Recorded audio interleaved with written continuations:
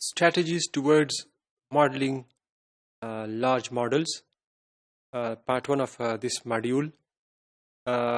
اس module میں ہم یہ سمجھنے کی کوشش کریں گے کہ کون کون سے اسٹریٹجیز اپنائی جا سکتی ہے اگر ہم نے لارج اسکیل ماڈلنگ کرنی ہے، کیونکہ فزیوم پروجیکٹ اور ورچوئل فزیولوجیکل ہیومن کا جو میجر آبجیکٹو ہے اور گول ہے وہ یہ ہے کہ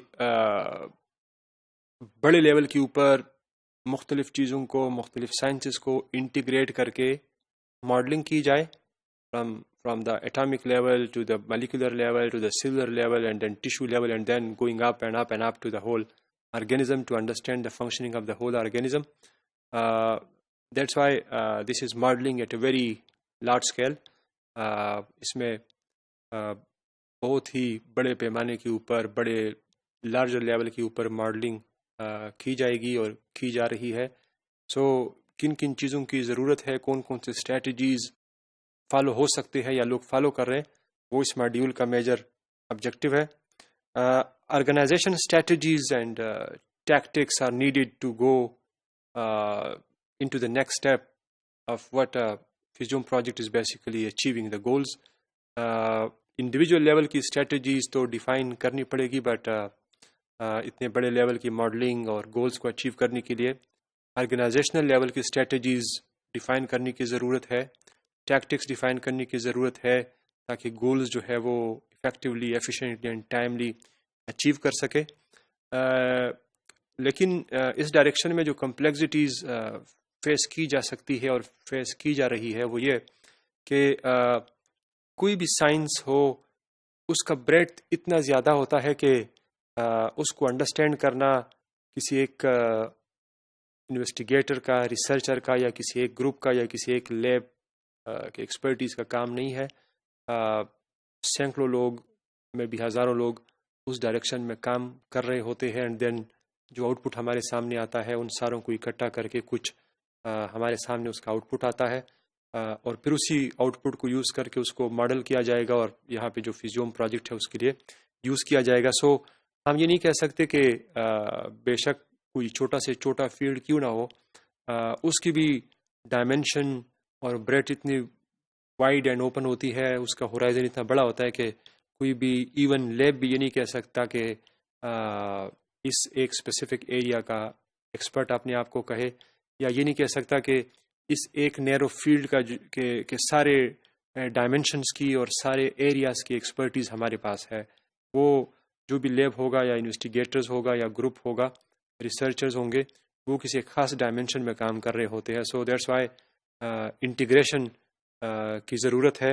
سو ون اسٹریٹجی جو اپنائی جائے گی وہ انٹیگریشن کی ہوگی.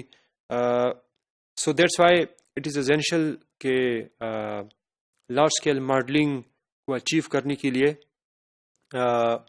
Multiple labs and multiple groups کی انوالومنٹ، کولابریشن اور انٹیگریشن ضروری ہے. سو ون اسٹریٹجی جو یوز کی جا سکتی ہے اور کی جا رہی ہے، this is integration and collaboration among the researchers, among different research groups and even among different research labs.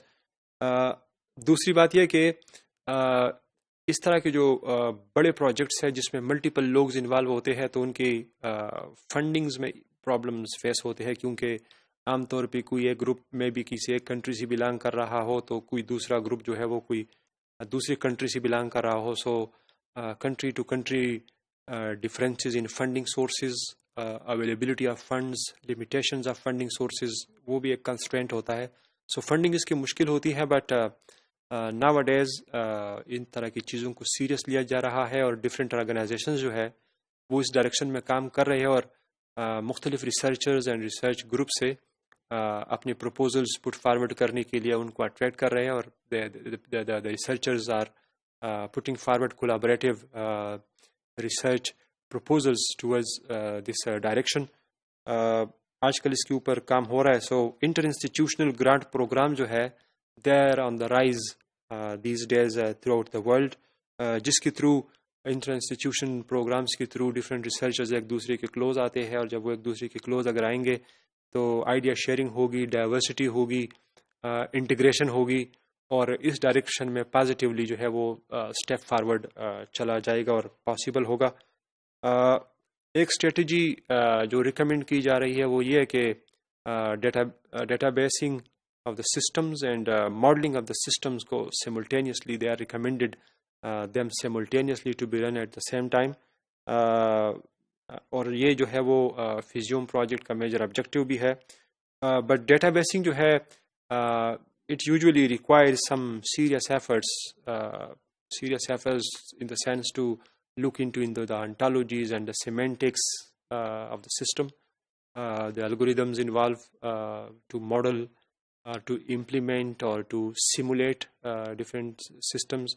لیکن ڈیٹا بیسنگ میں بھی کمپلیکسٹیز یہ ہوگی کہ جو فیزیوم سے ریلیٹڈ ڈیٹا بیسز ہے وہ چونکہ اپنے اندر different dimensional multi scalar data اپنے اندر رکھیں گے تو ان ڈیٹا بیسز کا اسٹرکچر کیسا ہوگا, ان کا والیوم کتنا ہوگا, ان کا ایکسیس کیسا ہوگا, کیونکہ ماڈلز بھی انوالو ہوں گے. So data basing they are recommended, the system databases, but they are not that much easy task to be achieved, but not easy but not impossible.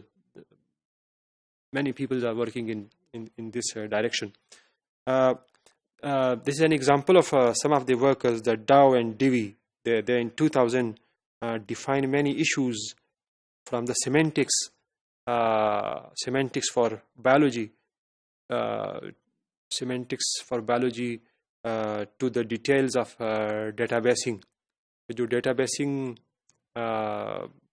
ایک ماڈیول ہے جو فیزیوم پروجیکٹ کا, انہوں نے اس کے لیے سیمینٹکس ڈیفائن کیے ڈیٹا بیسنگ ٹیکنالوجیز کے لیے کہ ڈیٹا بیسنگ اوریجنلی کیسی کی جائے, ان ریئل سینس وہ کیسی ہوگی. So they define the semantics for that.